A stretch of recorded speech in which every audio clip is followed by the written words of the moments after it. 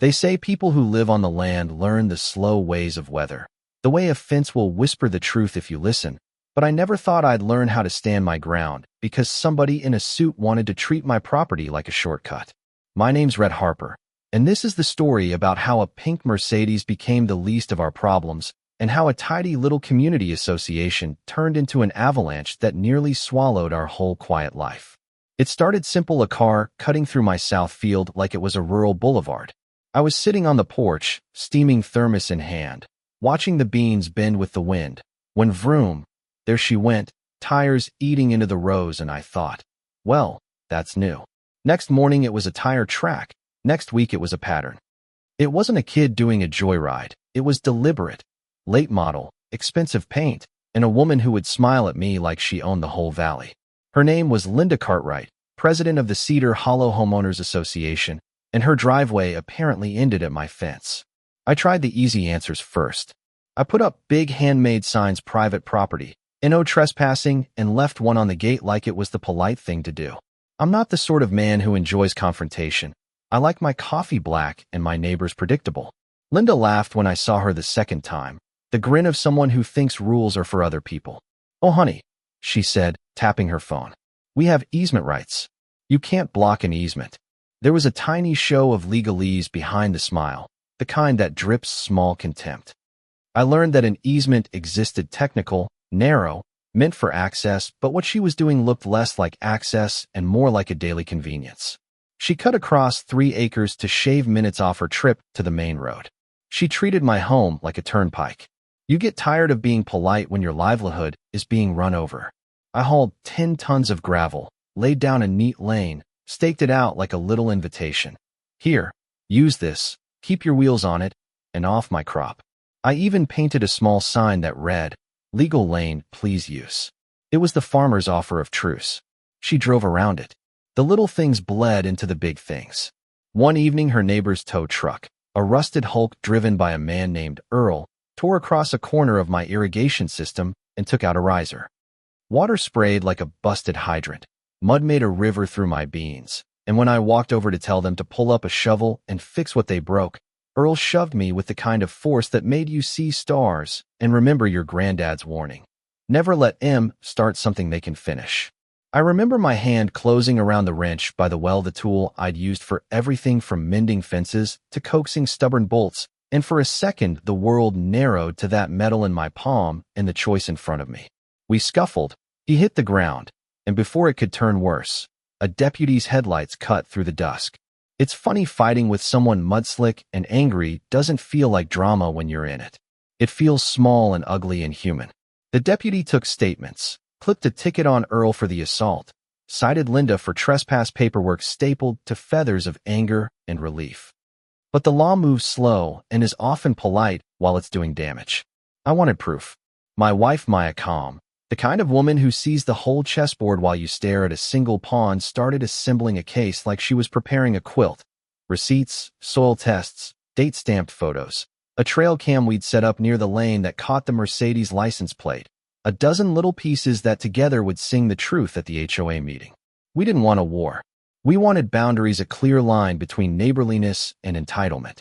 But when the HOA meeting came, it felt like calling the referee to a game where half the players had already switched teams. Linda strutted in with a smile and a suit that cost more than my tractor, expecting applause. Maya walked in with a binder as thick as a phone book and a projector that made every greasy tire mark into a time-stamped, undeniable slide. She played the footage, and the room went quiet in the way a crowd does when it realizes it's been lied to at cocktail hour. Faces that had nodded politely at Linda's quick joke shifted. The woman who'd been a local queen, who managed homeowners' disputes like a benevolent dictator, suddenly had to answer to a photo of herself driving over a crop, to neighbors who'd had flowers trampled and mailboxes bumped by her cavalcade. People started to speak, not the rehearsed compliments Linda was used to, but small grievances that stacked up. The HOA rule about the color of a mailbox that she enforced but ignored for her own gate. The fine she'd levied against an elderly man for a sagging fence. The way she'd dismissed complaints from families who'd lived there for years. This wasn't just about mud. It was about how power can grow soft and self-protecting when nobody checks it. The judge in small claims has the patience of a saint and the memory of a ledger. We filed, we presented, Maya's binder laying out the whole ugly, stubborn truth. There's a kind of poetry in receipts and measurements when they're put together by someone who refuses to be gaslit. The ruling favored us. Damages for the crop loss, repair costs, and more satisfying than any check or requirement that an approved gate be installed and enforced, one that kept the easement open but stopped the abuse. Linda had to pay. Earl's Tow Company was fined for the damage and the assault. It wasn't theater, it wasn't revenge. It was paperwork and persistence, and it felt like a quiet victory you take home and lay on the table. After the check cleared and the gate went in county-approved swing with a cattle guard, proper signage, the field began to heal. We plowed the torn patches deep, called in a neighbor with a rototiller, seeded, and watched as green came back like an apology. People waved in a new way, not the tense, rumor-carrying nods, but genuine hellos. Linda moved out of the neighborhood a few months later. She sold the big house, and the car went with her, the Mercedes that had been a symbol of something small and poisonous. No, it didn't erase the way I'd felt those first weeks. The violation of a quiet life interrupted, but it made room for repair. Standing on that porch months later, coffee cooling in my hands as the sun broke through a thin cloud, I thought about how every fight leaves marks.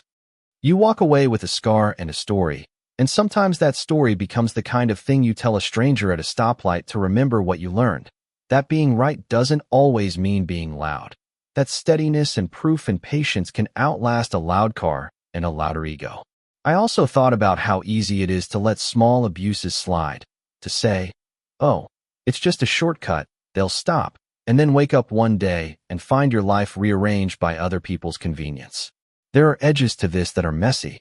Some neighbors thought we could have handled things more gently. Some thought we should have called the sheriff on the first pass. I get that. You can see both sides if you squint, the HOA thinking it's enforcing order, the farmer thinking he's being fenced in, but the line between enforcement and entitlement matters.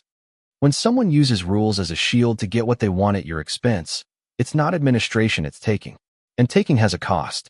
If you're watching this and you've ever had a trench dug across your garden by a truck that shouldn't have been there, or had someone in a position make your life harder for their comfort, tell me, where do you draw the line? Is justice calming the scales with paperwork and a judge's stamp? Or does it need to be louder? Drop a comment. Tell me which side you take. Was I right to stand up and press the case? Or should I have swallowed the pride for peace? Share your stories of boundaries and bullies. I want to read them, learn from them, and maybe make something better out of all this chaos. If this stirred something in you, like and subscribe. Share it with someone who needs to hear that sometimes the quiet way is the strongest way. And if you've got an opinion about Linda, say it. Don't hold back.